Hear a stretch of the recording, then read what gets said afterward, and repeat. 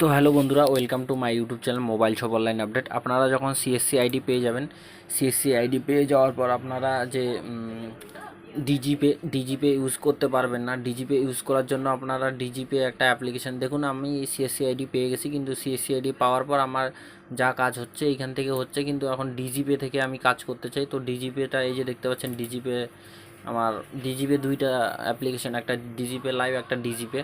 তো এই অ্যাপ্লিকেশানটা আমি যখন খুলে নেব, এইখানে দেখাচ্ছে যে ইন্টার ইউর সিএসসি নম্বর। তো আমরা এখানে যদি সিএসসি নম্বর দিয়ে খোলার চেষ্টা করি, তো আমাদের এখানে আমরা সিএসসি নম্বরটা দিয়ে যদি খোলার চেষ্টা করি, এটা খুলবে না, এটা একটা এরার দেখাচ্ছে। তো এরারটা আমি পরে দেখাচ্ছি।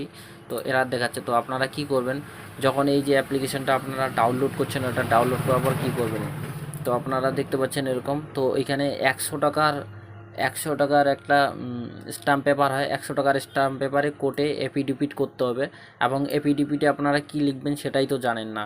তো আপনারা সেটা জানার জন্য আপনারা কি করবেন, আপনারা যখন এই যে অ্যাপসটা ডাউনলোড করলেন, এই অ্যাপসটা ডাউনলোড করার পর আপনাকে এটাকে স্ট্র্যাক করতে হবে। স্ট্র্যাক করার পর আমি আপনাদেরকে দেখাচ্ছি। এই যে আপনারা দেখবেন এখান থেকে, তো আমি একটু নিচে নিয়ে আসি যেখানে আমার ডাউনলোড করা আছে ফাইলটা।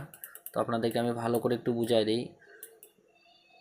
যখন সিএসসি আইডি পেয়ে যাবেন, ডিজিপে কিন্তু আপনার খুলবে না। ডিজিপে আইডি আগে খুলে যেত, এখন খুলতো না।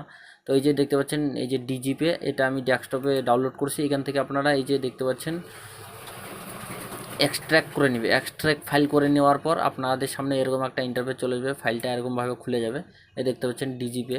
তো এখানে ক্লিক করবেন, ক্লিক করার পর আরেকবার ক্লিক করবেন। ক্লিক করার পর এই যে দেখতে পাচ্ছেন নিচে একটা দেখতে পাচ্ছেন DOSC লেখাটা, DOS DOCS, এইটার উপর ক্লিক করবেন।